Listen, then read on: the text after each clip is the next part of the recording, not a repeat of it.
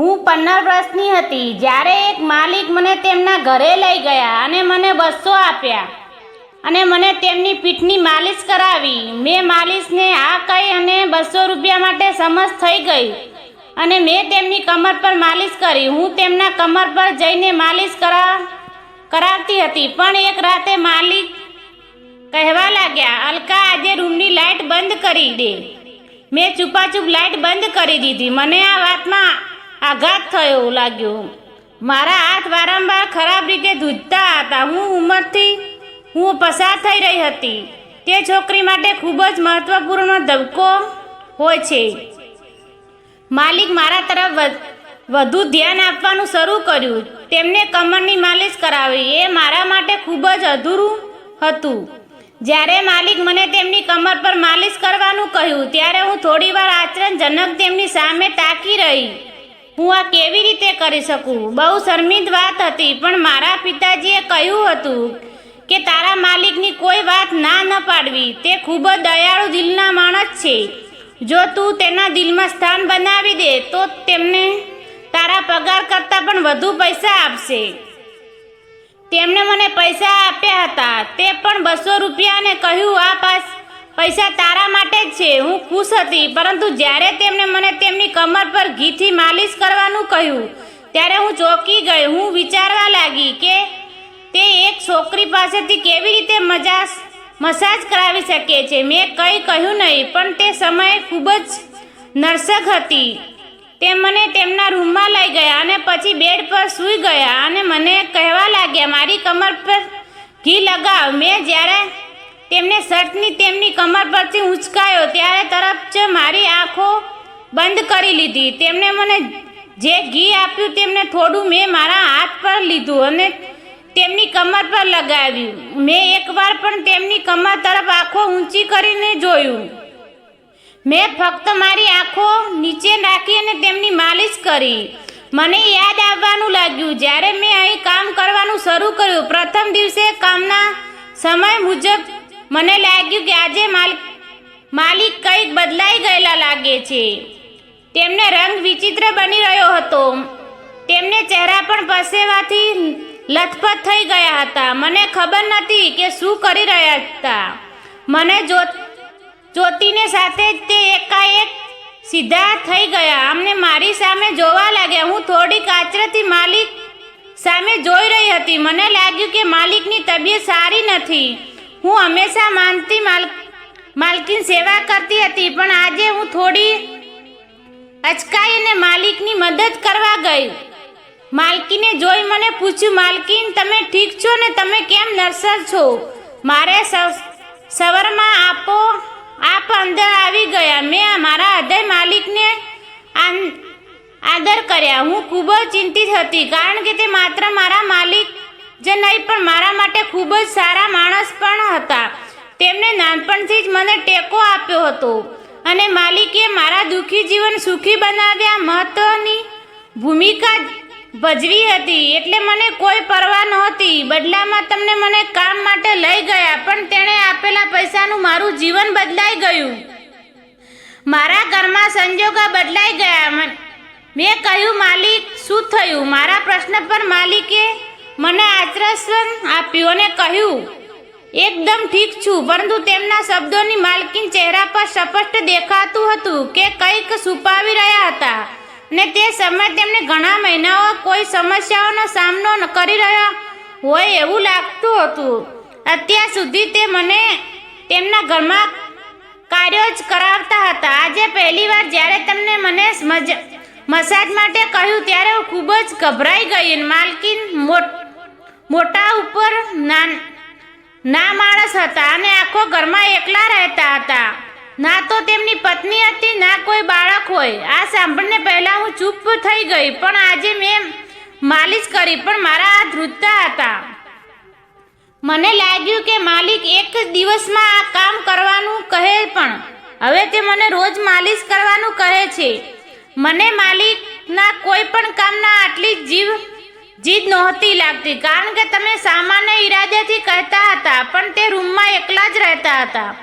જ્યારે હું તેમની ઘીથી માલિશ કરતી ત્યારે મને અનુભવી હતું કે એક વિચિત્ર વાત એ હતી કે જ્યારથી માલિક મને માલિશ કરાવ્યું કહ્યું ત્યારથી માલિક મારી સામે ખૂબ જ દયાળુ નજરે જોવા લાગ્યા. પહેલાં તો 200 રૂપિયા આપતા હતા, પરંતુ હવે તો 600 થી 1000 રૂપિયા આપતા હતા. મને ખબર નહોતી, હું તેમની દયાથી ચીડાઈ જવા લાગી. આજે પણ દરરોજની જેમ હું મારા માલિકને માલિશ કરવા માટે તેમના માટે ઘીનો બોટલ ખરીદું છું. પોતે 15 વર્ષની ઉંમરે મારી માલિકની કમર પર માલિશ કરું છું. આ કામ મને ખૂબ જ શરમાત મુક્ત હતું અને મૂંઝવણ અનુભવી હતી. મને મારા માલિક પર ગુસ્સો પણ આવતો હતો, પણ મને આ વાતનો ગુસ્સો હતો કે મને ખબર નથી કે તે મને કેવા કામ આપે છે, પરંતુ તે મારી મજબૂરી હતી, કારણ કે તે મને પૈસાની જરૂર હતી અને મારા માલિક મને તે કામ માટે રોજના 200 રૂપિયા આપતા હતા. તેથી હું ચૂપ રહી. પછી મને સમજાયું કે માલિક મને આ કામ કરવામાં શા માટે આપી રહ્યા છે. માલિશ કર્યા પછી મેં ઘીનો વાટકી ઉપાડી ત્યાં અચાનક માલિકને મને લાઇટમાં બંધ કરાવ્યું કહ્યું. હું ચોંકી ગઈ અને માલિકને જોવા લાગી. બંને કંઈક ખોટું લાગી રહ્યું હતું, પણ માલિક મને બહારથી પરિસ્થિતિ વિશે જણાવ્યા તૈયાર ન હતા. મેં લાઇટનો બંધ કરી દીધી અને અંધારામાં સાવધાનીપૂર્વક ચાલી મને મારા માલિકના પગલા પાસે પહોંચી. અચાનક અંધારામાં મને ખ્યાલ આવ્યો કે મારા માલિક પથારી પર આડા પડ્યા છે અને તેમણે મારા તરફ હાથ લંબાવ્યો. ત્યારે મેં માલિકને ના પાડીને જ્યારે તેમણે મારા હાથ પકડી લીધા અને મેં કંઈક કહ્યું ત્યારે મારા હોશ ઉડી ગયા. મારું હૃદય સંપૂર્ણ ધડકાવા લાગ્યું અને હું મારી જગ્યાએ બેઠી રહી. મારા માલિકની વાત સાંભળીને હું ચૂપ ગઈ. અમદાવાદના એક ગામમાં રહેતી હતી. મારા પરિવાર ખૂબ જ ગરીબ હતો અને હું 15 વર્ષની હતી. તેમની મારા માટે કામ શોધવું કે પૈસા કમાવા મુશ્કેલ હતું. હું મારા માતા પિતાને પૈસાની ઝંખના માટે મુશ્કેલ જીવનમાંથી પસાર થતા જોઈ હતી. તેઓ શિકાર હતા અને હું તેમની મદદ કરી શકી ન હતી અને મારા પૈસા કેવી રીતે બચાવાય દુનિયાને દરેક વસ્તુ તેમની સામે મૂકી શકતા સક્ષમ ન હતી. હું એક સફળ વ્યક્તિ બનીને મારા માતા પિતાને મદદ કરવા માંગતી હતી. હું તેમને સારું જીવન આપવા માંગતી હતી. તેની જે શિક્ષણ મેળવવાનું મારું સપનું હતું, કારણ કે હું જાણતી હતી કે મારી પાસે ભણવા માટે પૈસા નથી. અમારા ઘરમાં ખાવા પીવા પણ ખૂબ જ મુશ્કેલ હતું. પણ હું જાણતી હતી કે જે મેં મારા માતા પિતા પાસે મારું દુઃખ વ્યક્ત કર્યું હતું, તો ચોક્કસ મારા માતા પિતાએ જીવન મુશ્કેલી મૂકીને પણ મને ભણાવ્યા મૂકી હોત અને એટલું સ્વાર્થી નહોતી. મેં મારા શોખ અંદરથી દબાવી દીધા હતા અને આનાથી મને વધુ દુઃખ થતું હતું. તે દિવસોમાં એક માલકીન મારા જીવનમાં આવ્યા હતા. માલી એક મોટો ઉંમરનો માણસ હતો અને એકલો રહેતો હતો. માલિક પાસે ઘણા પૈસા હતા, પણ તે એકલો રહેતો હતો. અમારા ગામમાં પણ તેમની ઘણી જમીન હતી. માલકીન પોતાની જમીન હતી. જમીન પર કોઈ અત્યારનું કામ હતું. જ્યારે તે અમારા ગામમાં આવ્યા ત્યારે તેણે મારી સામે તાકીને જોયું અને પૂછ્યું, તમે શા માટે શાળાએ નથી ગયા અને હું કેમ ભણતી નથી? મેં તેને દુઃખની થઈને મારી પરિસ્થિતિ વિશે જણાવ્યું અને કહ્યું, હું મારા સંજોગોને કારણે ભણી શકતી નથી. જો હું ભણીશ તો ઘરમાં ખાવા પીવાનું નહીં રહે.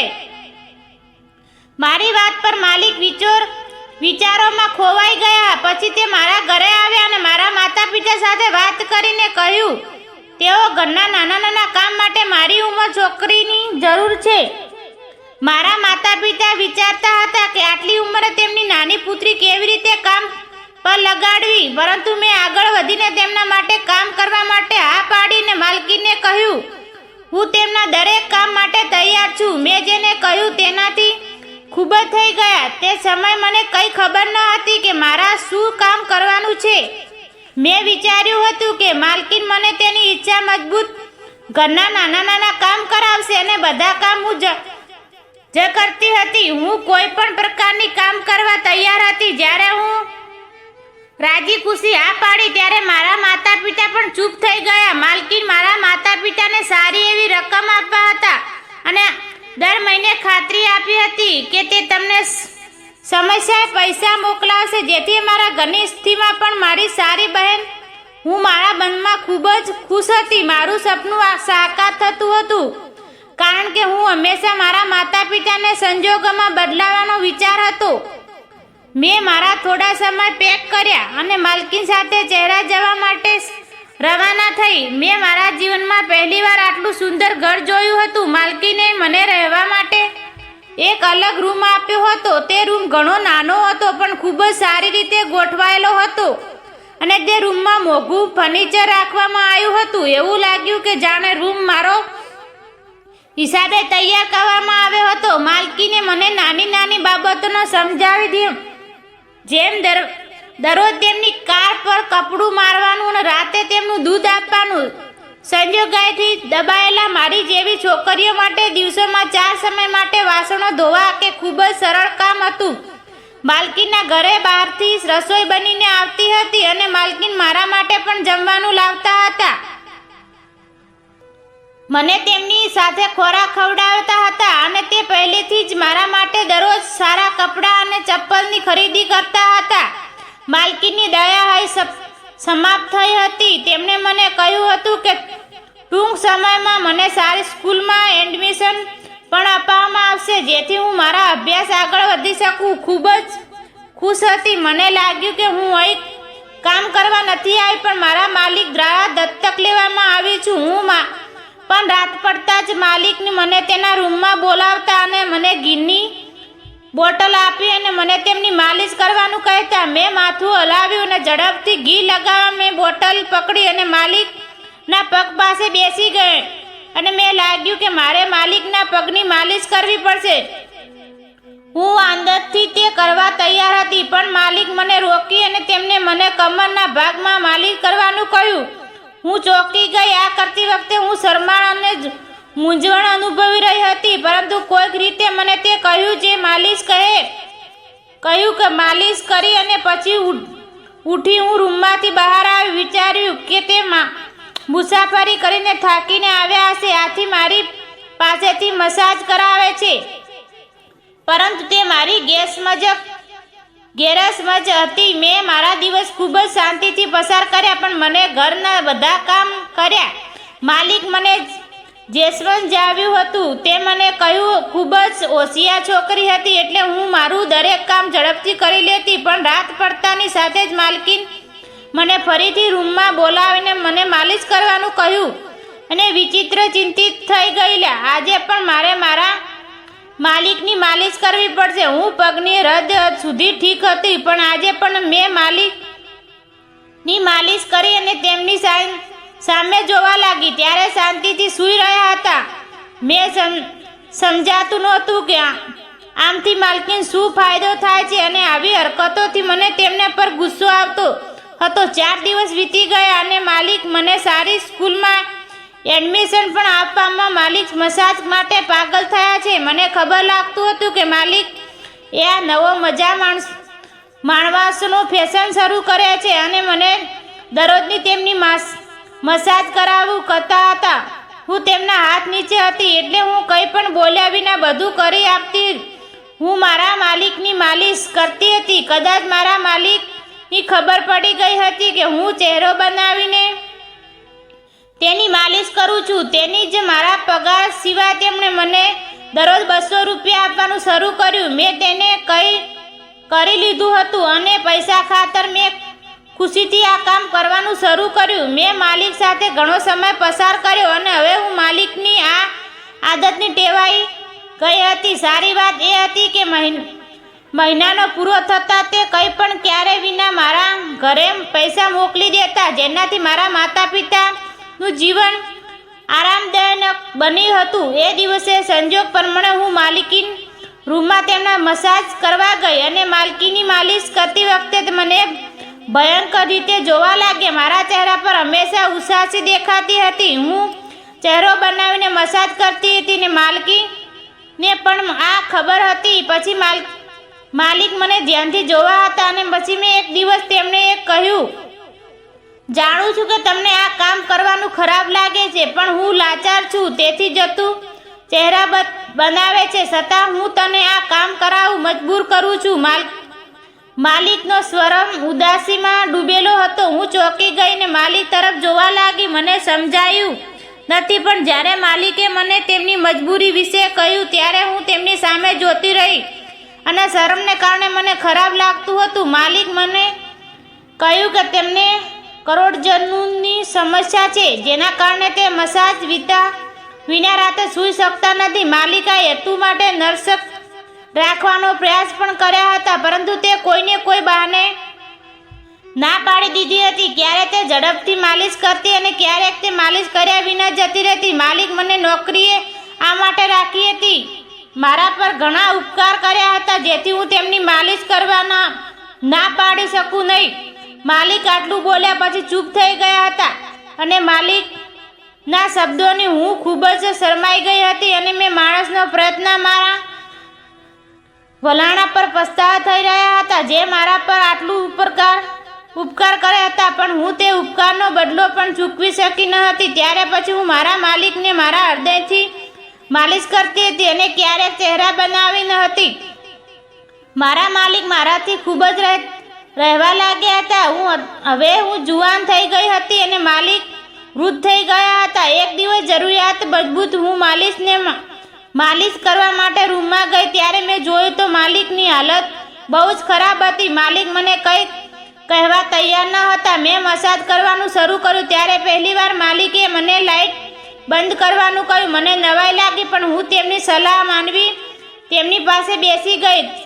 તે સમયે માલિક મારા હાથ પકડીને મને કહ્યું, આજે મને શાંતિથી ખૂબ જ દુખાવો થઈ રહ્યો છે. મને લાગે છે કે મારા સમય નજીક આવી ગયા છે. માલિક ના આ શબ્દો સાંભળીને મને પોતાને પણ ઠંડો પરવેશો વળવા લાગે. હું ચૂપ બેસી રહી. માલકીને કહ્યું, હું તેમને દિલ જીતી લીધું છે. મારી દીકરી હોત તો હું જ હોત. હું તે અત્યારે મારી દીકરીને માનું છું. મારી મિલકત તારા નામે ટ્રાન્સફર થઈ ગઈ છે.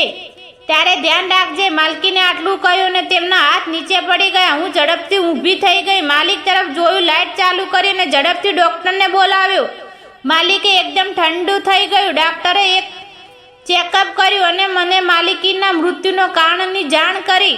મને ખૂબ જ આઘાત લાગ્યો. હું ડરવા લાગી અને સાવ પાગલ જેવી થઈ ગઈ. તે મારા પપ્પાના હતા, પણ અમારી વચ્ચે બાપ દીકરી જેવો સંબંધ હતો. તેમને વકીલની બીજે દિવસે તેમની આખી મિલકત મને સોંપી દીધી. હું મારી પોતાની મહેનત અને મારા માલકીને દર ખૂબ જ અમીર બની ગઈ છું. હું માલકીનના ઘરમાં રહું છું અને મારા માતા પિતા પણ મારી સાથે રહે છે. મારું જીવન ખૂબ જ સારું બની ગયું છે. મારા માલકીન ખૂબ જ સરસ માણસ હતા. મિત્રો, આજે જ કહેવા છે, ભગવાનનો ઘરમાં વિલોપ છે, અધિકાર નથી. ભગવાન ગમે ત્યારે તમારું નસીબ બદલી શકે છે. આટલા માટે તમારા જીવનભરમાં પરિસ્થિતિઓને નવી સરતા ભાવે તમારા માતા પિતાની સેવા કરતા રહેવું જોઈએ. ધન્યવાદ.